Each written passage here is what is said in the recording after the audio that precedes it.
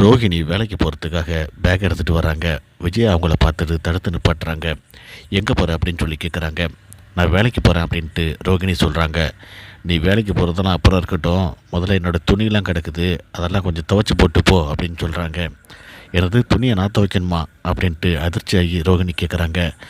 ஆமாம், ஏன் நீ செய்ய மாட்டியா அப்படின்ட்டு ரோகிணி கிட்டே கேட்குறாங்க விஜயா. எப்போவுமே இந்த வேலையெல்லாம் மீனா தானே செய்வா அப்படின்ட்டு ரோஹிணி கேட்குறாங்க. எப்போவுமே மீனா தான் செய்வா, இப்போ நீ போய் செய்டி அப்படின்னு சொல்லிட்டு ஒரு மாதிரி இலக்காரமாக பேசுகிறாங்க விஜயா. இதை எல்லாத்தையும் பக்கத்தில் இருந்து மீனாவும் முத்துவும் கேட்டுட்ருக்காங்க.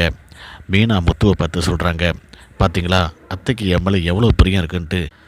இவ்வளோ நாள் நான் பார்த்துட்டு இருந்த வேலையை இப்போ ரோஹிணியை செய்ய சொல்கிறாங்க பார்த்தீங்களா அப்படின்ட்டு ரொம்ப பெருமையாக பேசிகிட்டு இருக்காங்க. முத்து சொல்கிறாரு, அதெல்லாம் நீ ஒன்றும் தப்பாக நினச்சிக்காத, அவங்க அப்படிப்பட்ட ஆளே கிடையாது. அவங்க எப்போவுமே அவங்களுக்கு தான் சப்போர்ட் பண்ணி பேசுவாங்க. அந்த பார்லர் அம்மா மேலே உள்ள கோபத்தில் தான் அவங்க இப்படி பேசிகிட்டு இருக்காங்க. அதை மட்டும் நீ புரிஞ்சிக்க. நாளைக்கே எப்படி வேணாலும் பேசுவாங்க, அதையும் நீ தெரிஞ்சு வச்சுக்க அப்படின்னு சொல்லிட்டு முத்து சொல்லிட்டு இருக்காரு.